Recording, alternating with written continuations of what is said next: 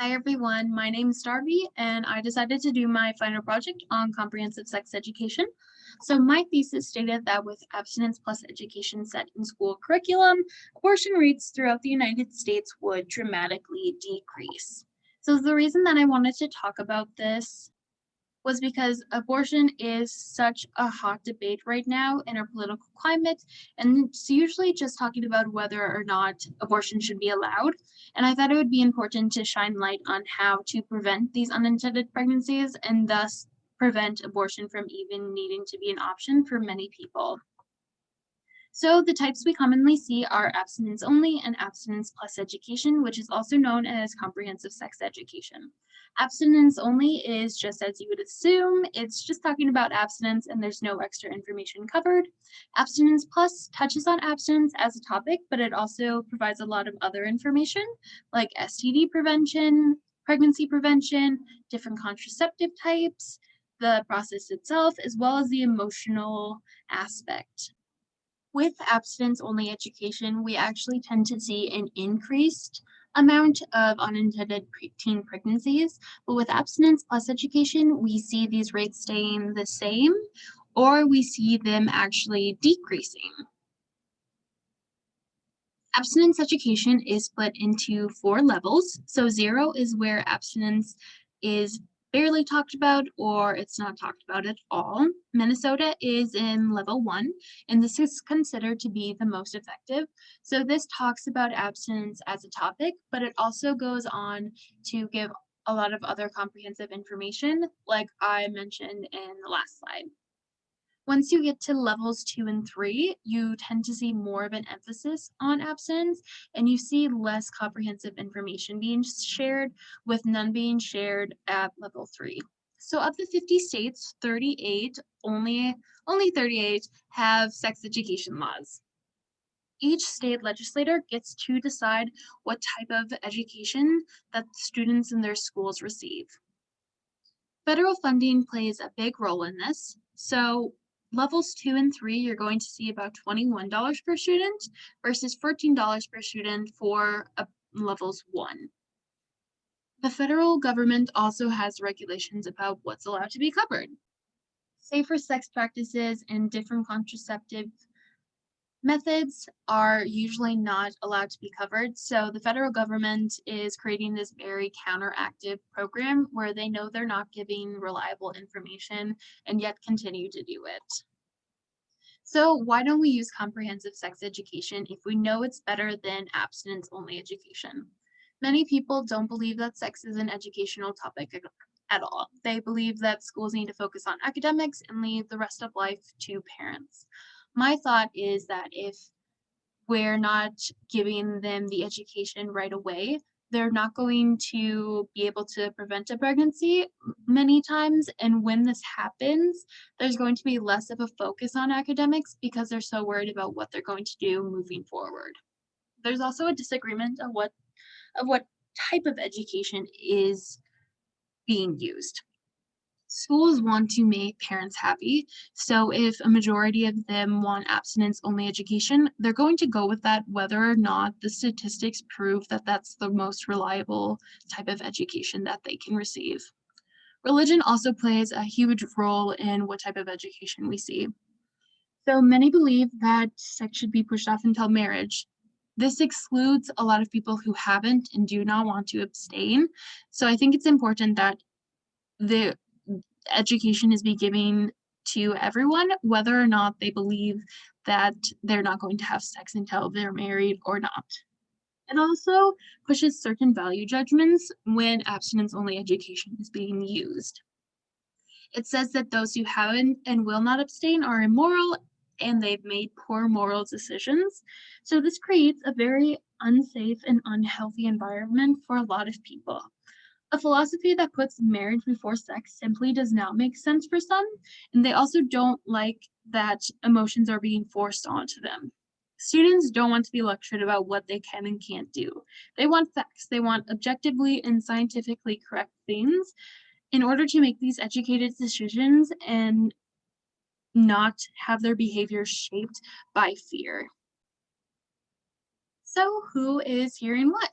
Proportions of white and Black students, as well as the economic environments that they live in, play a big role in what type of education they receive. So, states with higher proportions of white teens tended to emphasize abstinence less, while states with higher proportions of Black teens tended to emphasize abstinence more. So, the school system knows that abstinence only education is not as effective as they believe, but yet they're choosing certain groups to use that education for.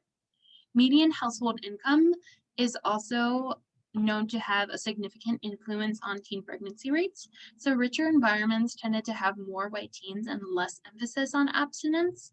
So, from this information, we can conclude that those getting less reliable education tend to be from more poor environments with less white teens. What about LGBT sex education? So we know that those who haven't and those who do not want to abstain will be left out of abstinence only education, but so will LGBT individuals, even in the case of abstinence plus education being used. So we dismiss our peers because we believe that queer individuals are at no risk to become pregnant because they're not having intercourse that would lead to pregnancy. Sexuality is such a complex and complicated thing, it's not that simple. Many queer individuals are having sex that could lead to pregnancy, but they're often forgotten when sex education and contraception is brought up. Because of this, sexual minority women are likely to have an unintended pregnancy, as contraception is focused solely on straight women.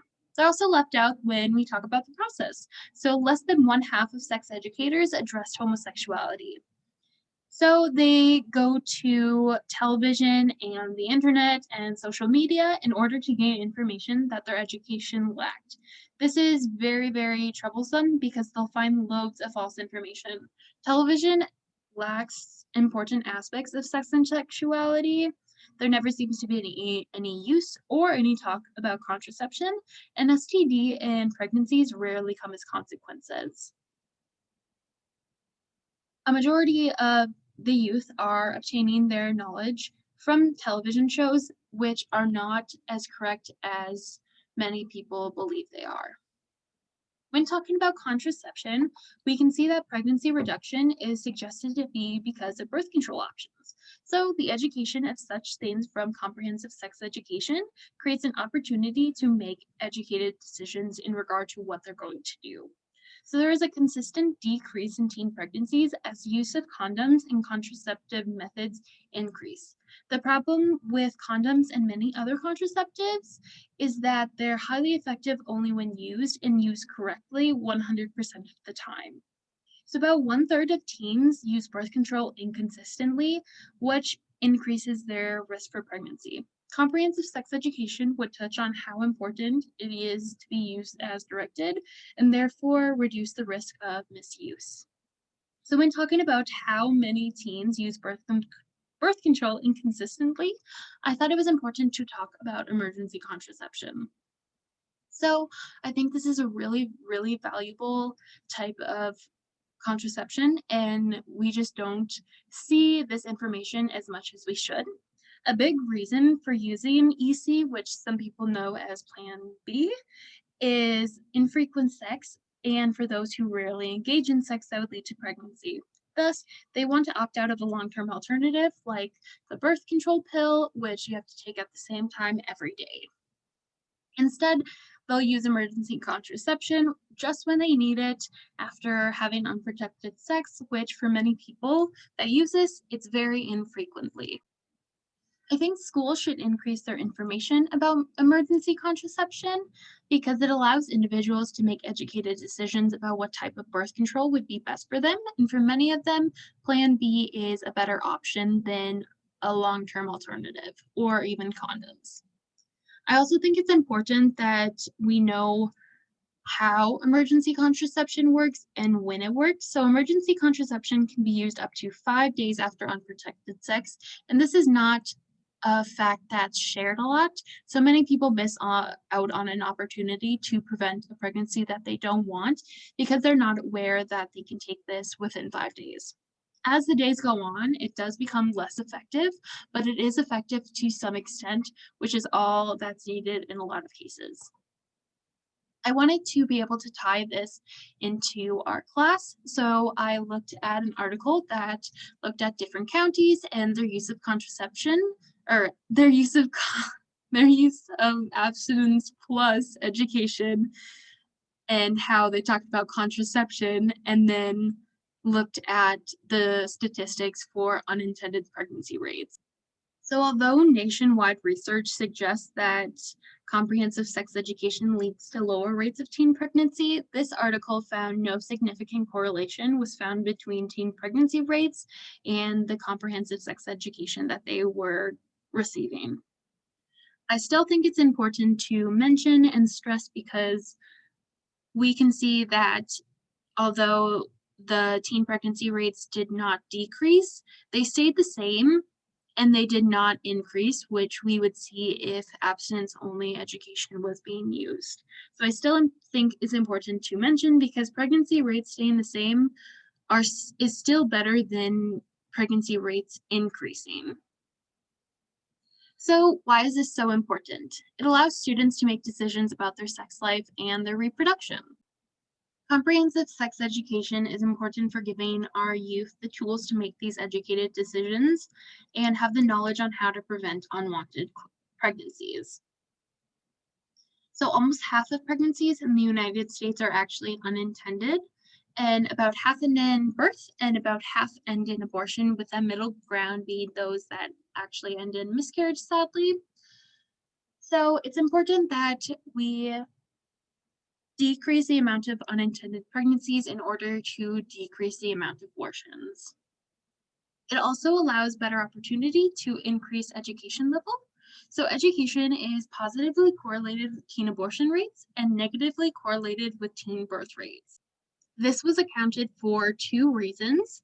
One being teen mothers who give birth face a decreased likelihood in finishing their schooling, and two being those who are very motivated to finish their education are more likely to abort if they do end up conceiving. Neither have to do with the amount of education they've received, but more so focus on the education that they would receive.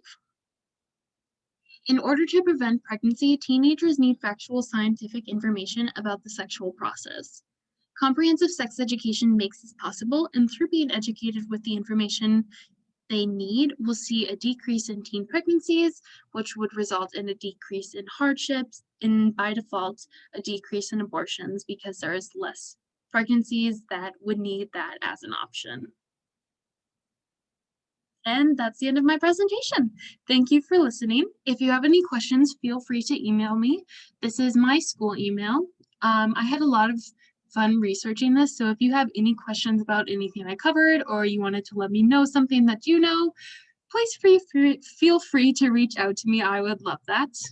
And here are my references. I hope you guys have a great day.